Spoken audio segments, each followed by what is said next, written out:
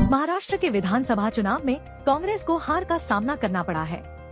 हिमाचल प्रदेश के मुख्यमंत्री सुखविंदर सिंह सुक्खू ने हार का ठीकरा ईवीएम पर फोड़ते हुए कहा है कि ईवीएम पर शक पैदा हो रहा है, इसलिए चुनाव आयोग को ईवीएम के बजाय बैलेट पेपर पर चुनाव करवा के देखना चाहिए।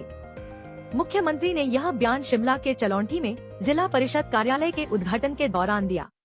देखिए, हमारी सरकार ने ये फैसला किया कि जो भी बीजेपी के द्वारा अधूरे कार्य छोड़े गए थे उसमें तुरंत प्रभाव से उन कार्यों को पूरा किया जाए। इस दृष्टि से हमारी सरकार ने कार्य किया है। तो अब हम जो इनके अधूरे कार्य हैं उनको पूरा कर रहे हैं। ये तो फटाफट इन्होंने क्या किया कि शिलान्यास किए, उद्घाटन किए, आधी अधूरी बिल्डिंगें रख दी। हम उसको पहले बजट में एलोकेट करके उनको पूरा कर रहे हैं और नई बिल्डिंगों का शिलान्यास हम 30% पैसा डिपॉजिट होने के बाद कर रहे हैं। सर, आपने बड़ी बात अपने संबोधन में कही कि जो सामर्थ्य है उनको कि जो सामर्थ्य है, जो देने के काबिल है और जो देना चाहता है वो अपनी मर्जी से भी उनको छोड़ना चाहिए। तो ये अच्छी बात है ना।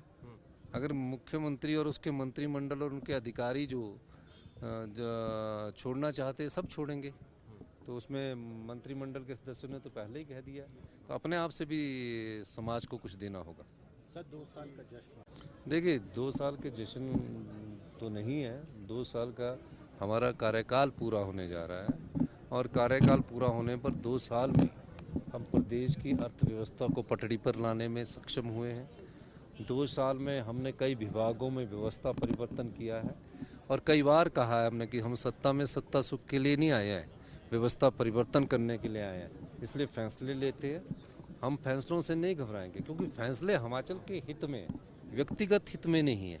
पर जो भारतीय जनता पार्टी की सरकार थी उन्होंने व्यक्तिगत और पार्टी हित में जब फैसले लेकर प्रदेश की संपदा को लुटाने का कार्य किया, हमारी सरकार उस प्रदेश की संपदा को लुटने ना देगी, ना लुटाने देगी, बल्कि उसको संपदा को अपने पास लाकर आम किसान, जनता और महिलाओं के सम्मान के लिए और युवाओं को रोजगार देने के लिए खर्च करें। सर, हाइड्रो पावर प्रोजेक्ट ये इन प्रोटेस्ट है क्या? नहीं, ऐसा होता है कि जब सरकार 64 करोड़ रुपया जब उसका आर्बिट्रेशन और सिंगल बेंच ने फैसला किया है, उसके पास एक नियम है जिसमें जिसने पैसे लेने होते हैं वो बोलता है कि आप किस प्रॉपर्टी का वो करेंगे।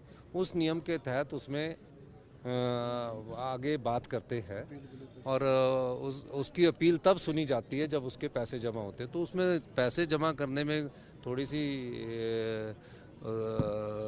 देरी हुई, मैंने उसकी भी जानकारी प्राप्त की है।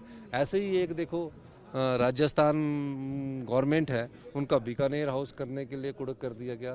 तो ये व्यवस्था ऐसी है, तो इसमें कोई ज़्यादा इसको सीरियस लेने की ज़रूरत नहीं है। और सब लोग जो वकील होते हैं वो भी जानते हैं कि ये एक व्यवस्था है, क्योंकि जब हमने अदानी के 280 करोड़ रुपए जमा किए थे उस समय भी हमारे खिलाफ फैसला आ गया था। हमने उसको भी जीता है और इसको भी हम जीतेंगे। तो मेरा कहने का मतलब है कि जो प्रदेश की संपदा को लुटा दिया जाता है कि इनको दे दिया जाए, वो हमारी सरकार नहीं करने वाली। आखिर में सर, महाराष्ट्र देखो लोकतंत्र में ये सब चलता है।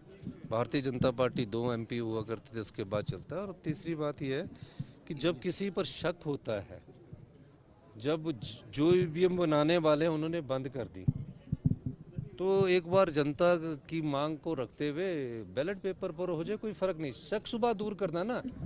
अब टेक्नोलॉजी तो कोई भी है, किसी भी टेक्नोलॉजी को हैक किया जा सकता है। वो तो जो टेक्नोलॉजी के ज्ञाता है एलन मस्क, उसने भी बोला है। तो अगर शक दूर करना हो तो एक बार हिंदुस्तान में बैलेट पेपर पर भी चुनाव हो जाए तो शक भी दूर हो जाए।